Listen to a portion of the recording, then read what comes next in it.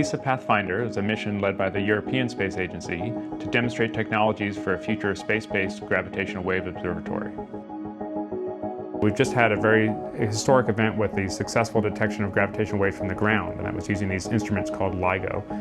For detecting gravitational waves in space, you need a slightly different kind of detector, and the detector that we're all working towards has the name LISA for Laser Interferometer Space Antenna. So that's where we get the name LISA Pathfinder. So basically it demonstrates some of the technologies that we will use on LISA to eventually build a space-based gravitational wave detector. You're looking for these very small distortions in space and time, and so you need to have some object that you can use to reference space and time, basically something that's falling. And any object in space, in principle, it's sort of just falling, it's just feeling gravity. But when you look at very exquisite detail, you find there's other forces that are pushing that object around. And so this technology called drag-free control was developed, where the test mass actually sits inside the satellite, and the satellite's flying around it like a flying shield. And so we needed to demonstrate this technology and show that we could really place that test mass in absolutely perfect free fall, and that's what we've done. The test was incredibly successful. The level that's been measured, not only meets our requirement for LISA Pathfinder, but actually approaches the requirement for doing the full-scale detector for LISA. And so we're just absolutely thrilled. What that will allow us to do when we build the full-scale detector is detect gravitational waves from things like merging supermassive black holes at the edge of the universe. What's shown in the graph here is basically how imperfect this test mass is in free fall, right? So we'd like it to be perfect, it's not quite perfect, and we're measuring the imperfection.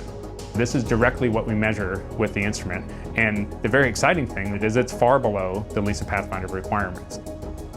The first thing we noticed was at the very lowest frequencies, we had this increase in noise. This was actually due to the fact that the spacecraft is jittering about an angle, and we can actually measure how the spacecraft jitters, and we can subtract it.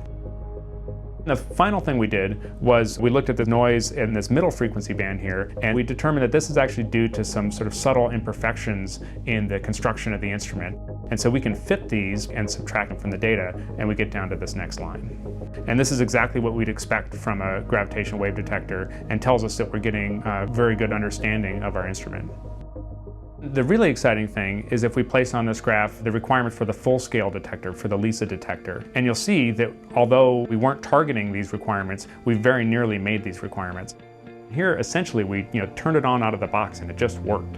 If you were to take the performance of LISA Pathfinder today and just build LISA with that same performance, you would get the vast majority of the science that we've all been going after for all this time. And this idea, the idea for LISA, this space-based gravitational wave detector, dates back more than 40 years. It's older than I am. And we haven't flown the full mission yet, but we've flown a mission, LISA Pathfinder, that's shown that this is possible, that you can actually do this.